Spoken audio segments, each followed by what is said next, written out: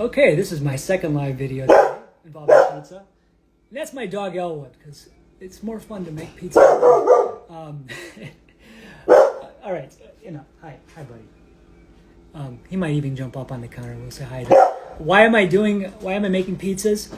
I'm making pizzas because I was recently inspired by my trip to Pizza Fest, and I saw Leo Spazieri making pizzas out in the heat, and I know people have asked me about showing off what I can do in a way that they can learn from me, and so I thought, today's the day. I'm going to start doing this.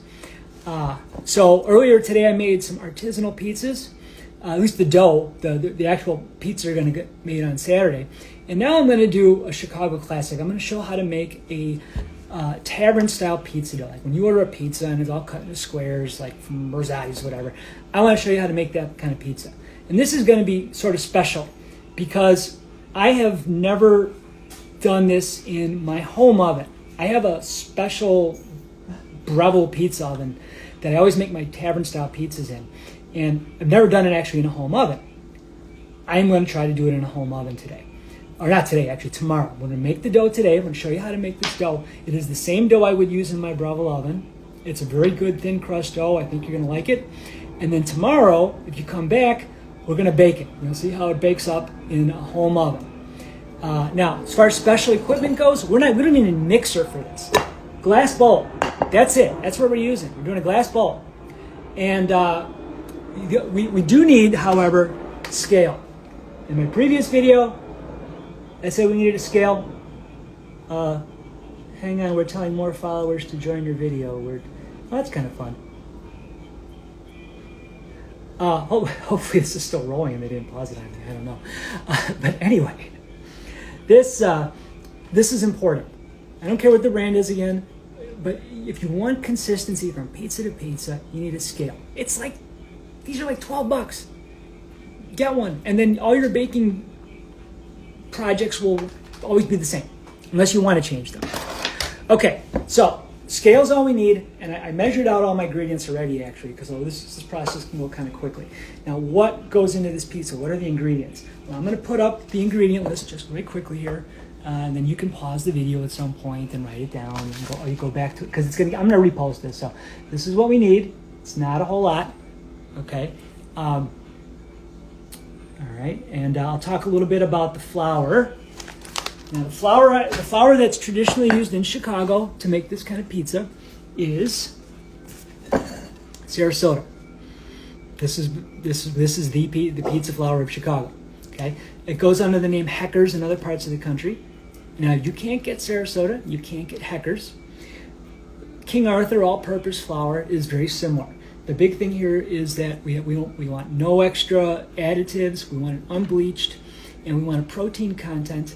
I looked this up. Sarasota's protein content is 11.6. That's a number about how it's going to be strong and make gluten and stuff. King Arthur's 11.7.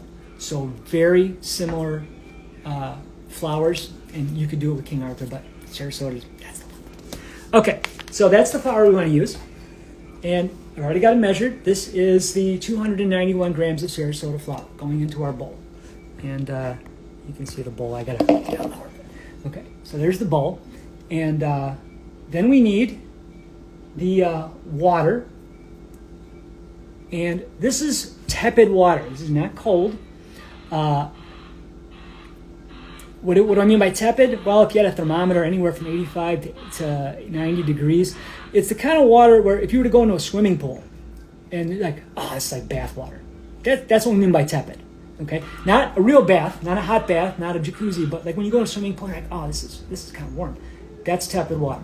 So we're going to put the tepid water, actually, we're going to put the salt in first. So this is the, I like to put the water in last. So we're going to put the salt in. This is almost 9 grams of salt. If you get to 9 on your scale, just pull a little pinch out. That would be perfect for the salt. Okay, technically it's 8.7 grams. If you've got a really good scale, you can get 8.7. Now the yeast, I wrote 7.5 grams on there.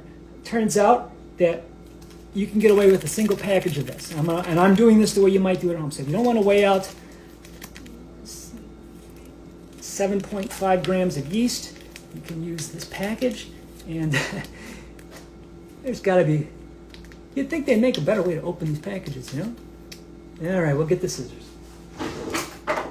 Scissors. Okay, there's the yeast. And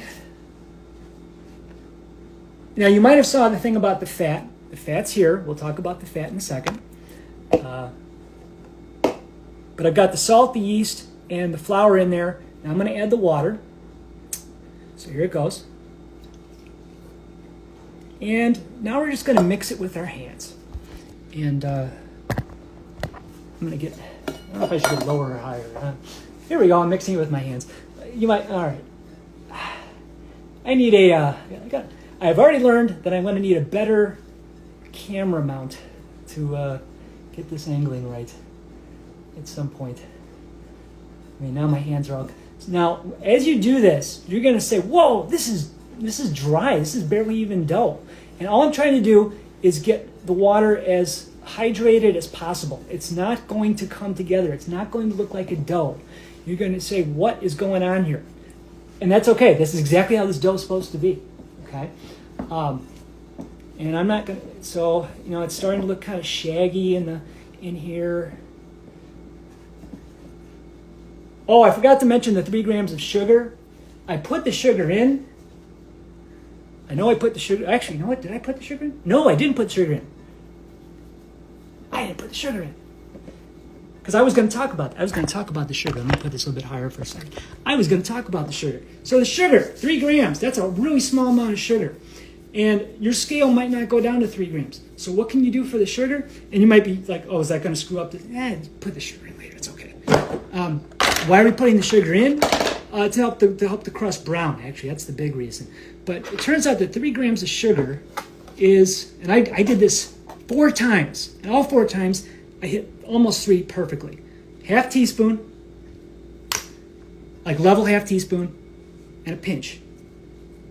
You're going to come so close to 3 grams. You don't believe me? Try it. Half teaspoon and a pinch. Okay, so sugar. Now I got to get the sugar in there. I completely forgot the sugar. Put the salt in. I put the yeast in.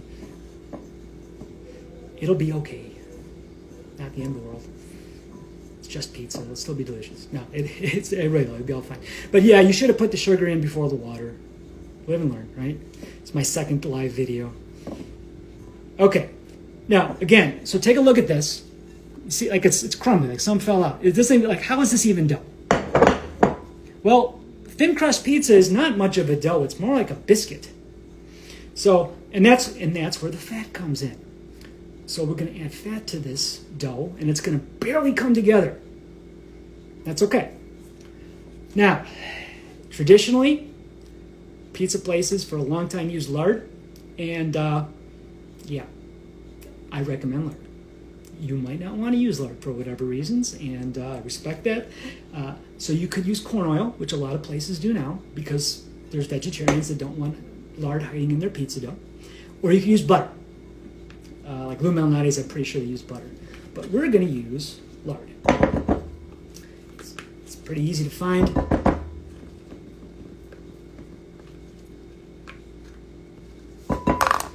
Now, you might be thinking, can I use shortening? I don't use shortening. The whole reason why we're using lard is for the flavor and then a little bit for the texture. It's actually a lot for the texture. And shortening is not going to give you that. So we're not going to use, don't use shortening. Use oil, butter. Okay, so now here's the lard. And I'm going to tilt this back down a little bit. So no, that was horrible. So amateur, so amateur. Okay, so here I am. Mixing this dough up, and it's not going to come together all that great. The fat that I put in there is going to help a lot. And I am not overworking this dough. I'm doing this all with my hand for a reason. We don't want gluten. This is not artisanal pizza. The more you work the dough, the more gluten you get. And we don't want a ton of gluten in here, but I mean, we're going to get some. Okay, so you see how that all came together nicely into a ball? It's not a great looking ball. It's kind of crumbly. It's kind of craggy. This is exactly what we want. Boom. Now, what are we going to do with this? Well, we are going to let this sit on our counter, covered, and I got a cover. Now, you could use plastic wrap, obviously. I like to use silicone because you can reuse it over and over again. And all we want to do, we don't want air moving over our dough to dry it out. So we're going to put this over the top. It works great. And we're going to let this sit for 6 hours. And in 6 hours, you're going to see it's going to puff up. Not a ton, but it's going to puff up as we would expect. We just put a ton of yeast in there. And after 6 hours, what we're going to do is we're going to punch it down. We don't want to work it too hard. We're just going to punch it down, get some of that air out, cover it up, and we're going to put it in the fridge until tomorrow. And tomorrow, I'm going to come back and we're gonna make the thin crust pizza tomorrow. So I mean, this is going to be a series of videos. Maybe I'm going to save them all and put them on YouTube eventually. But it's got to be a process. I mean, I'm doing this live and experimenting, you know. Anyway, into the fridge before we're ready to bake. We're going to take this out 3 hours before we're ready to bake. First 2 hours is just so that it can warm up. The last hour is because we're going to do some things. And when I come back tomorrow with the video, that's where we're going to be at. We're going to be at, what do we do in the last hour before baking? And I'll show you. And it's my methods. It works really well. Is there a right method for this? No. But I think you're going to be very interested in what happens tomorrow. I'm very interested because I've never done it in a real oven. We'll see what happens. Okay. Thanks for watching. And there we go.